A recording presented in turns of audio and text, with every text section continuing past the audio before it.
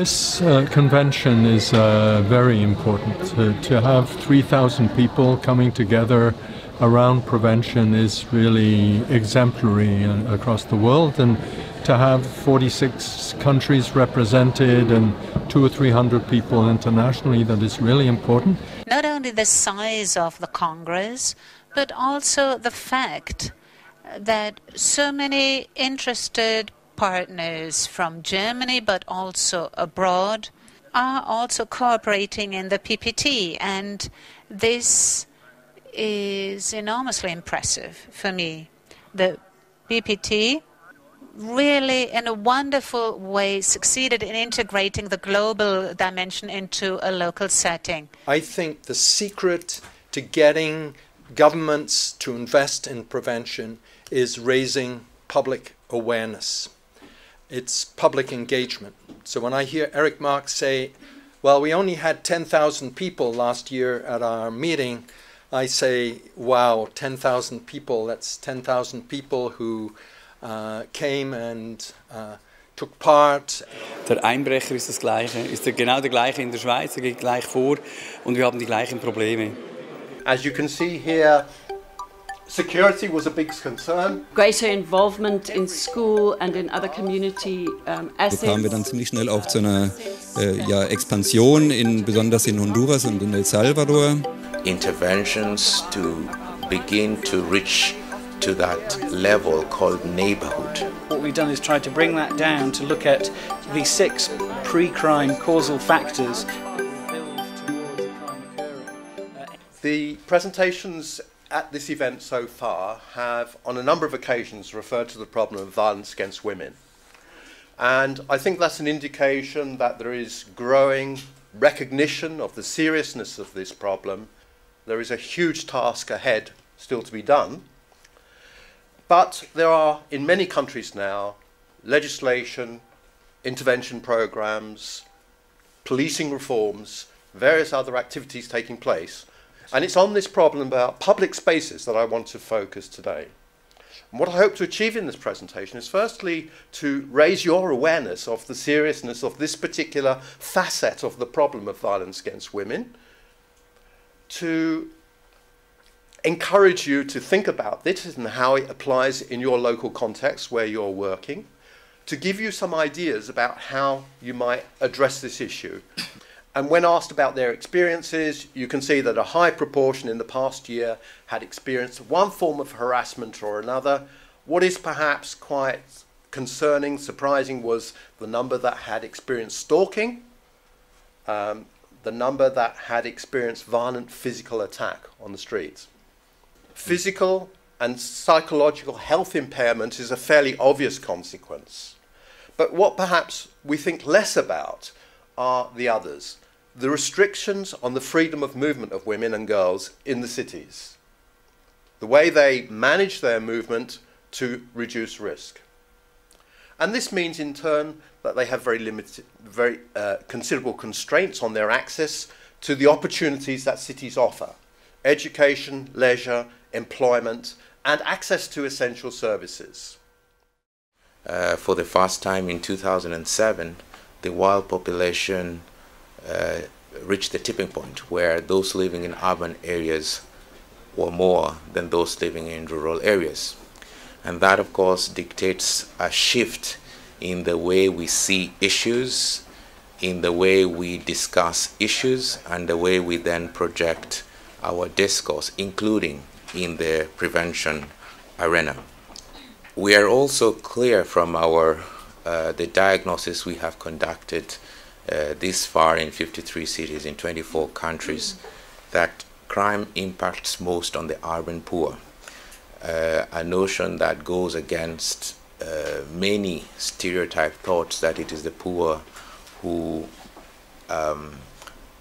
need to be addressed when we're talking about the reduction of crime. We need to zone out the urban poor from the life of the city. But we see this crime and violence more not as a poverty issue, but as an issue of social exclusion. What we're trying to do is to look at developing creative solutions to problems, but without reducing the value of the particular design, be it a building or a product or whatever, to its legitimate users. So without causing frustration for people who are legitimately going about their everyday life. Without increasing fear of crime, which sometimes crime solutions can make the place look a lot more scary than it was to begin with. And without actually causing social problems, so segregating groups or causing a sort of a divisive approach.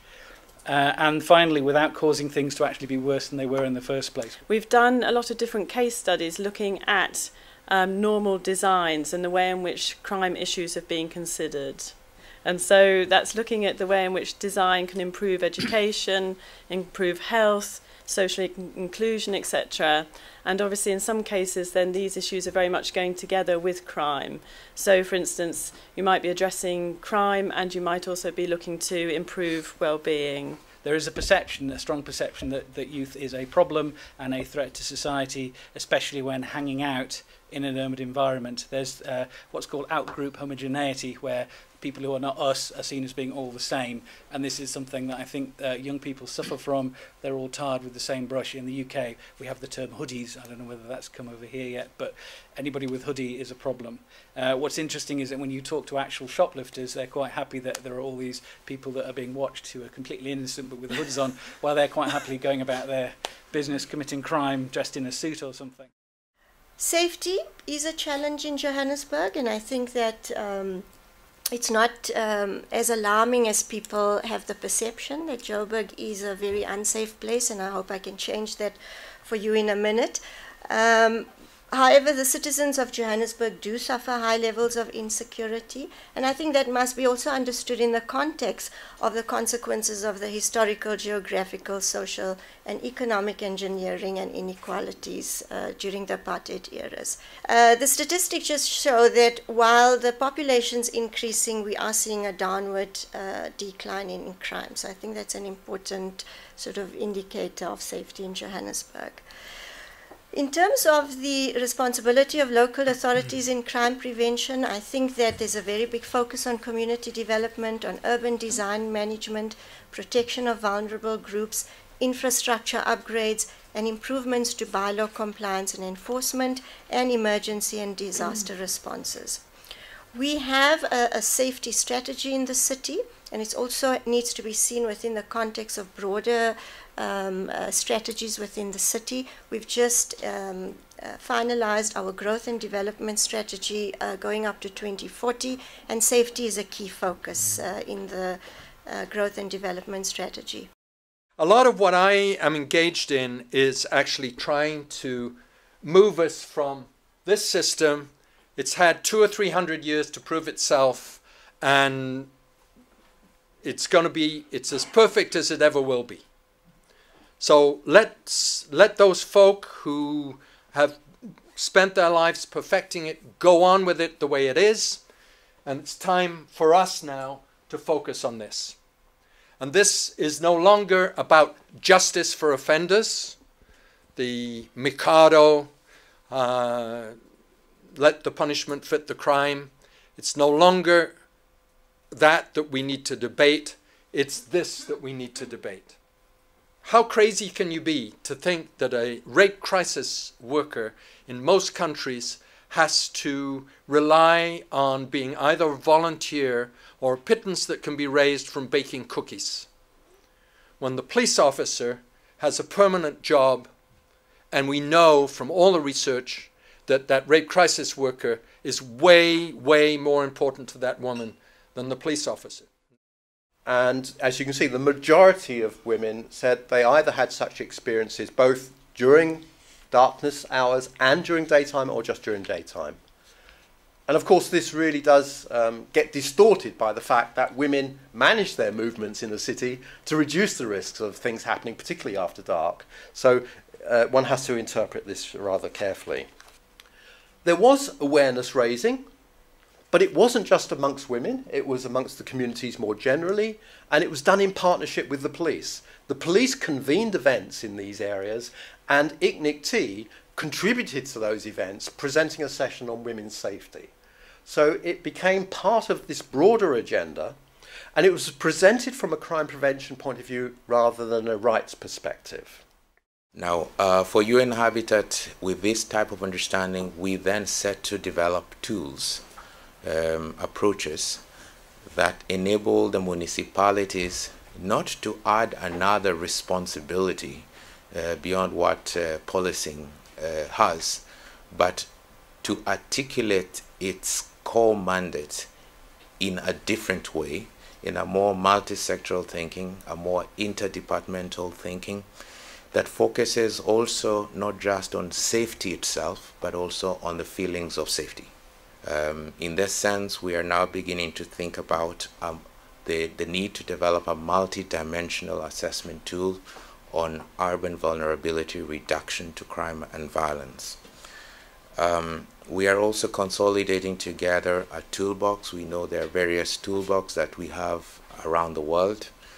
But as I mentioned, we are looking at the broadest possibility of articulating urban safety. And we also are working with a couple of universities to begin to think about how the science begins to become part of their master's programming.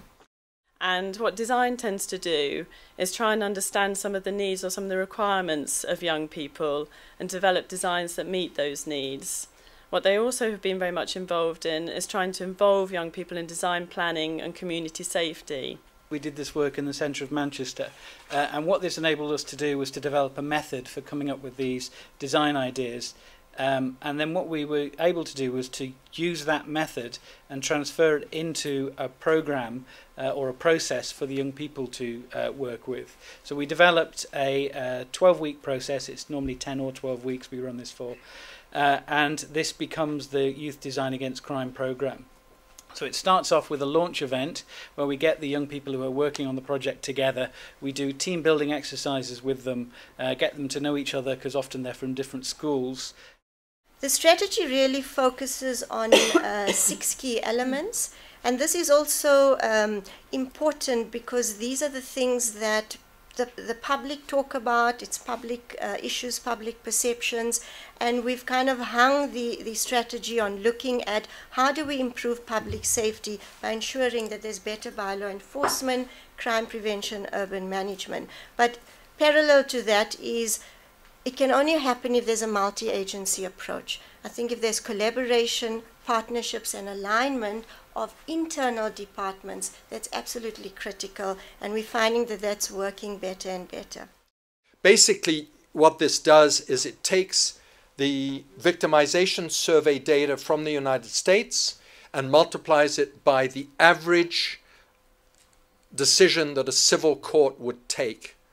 And what you see, for instance, is these are lost wages from rape, these are mental health costs from rape, these are medical costs from rape. They're very small. But once you begin to look at the cumulative costs of the intangible costs of rape, you get this number that in the United States is above the combined figure for US homicides and US deaths on the road. Pain and suffering is important, and it doesn't go away instantly.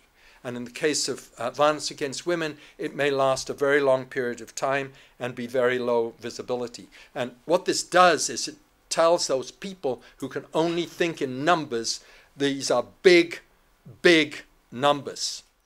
Most of the decision makers in the authorities which need to really embrace this issue and take action to deal with it are, you won't be surprised to hear, men. They don't experience it. And so trying to overcome that indifference or unwillingness to acknowledge that problem is a huge challenge.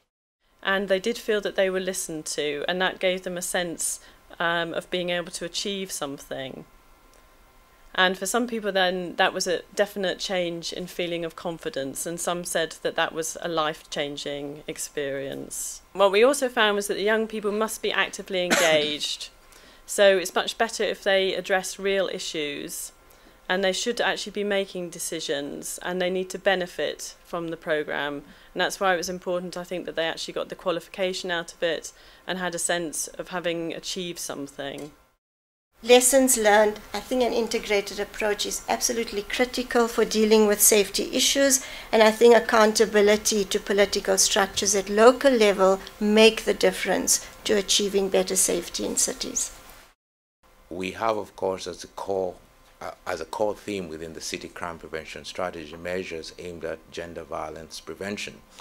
And we have developed tools such as a safety audit tool for women that begins to build women's perception of safety in cities. This has taken place in a couple of cities, including Nairobi, Kingston, Jamaica, and New Delhi, of course. The most important consideration, gender exclusion needs to be seen as a rights issue, not just as a crime issue, and that is the prerequisite for developing an appropriate response, which is ideally also going to involve the empowerment of women, not just dealing with it as a crime prevention issue. Thank you. The more that we can get a world community that believes in prevention, the more likely that we are to sustain and mainstream pre-crime prevention.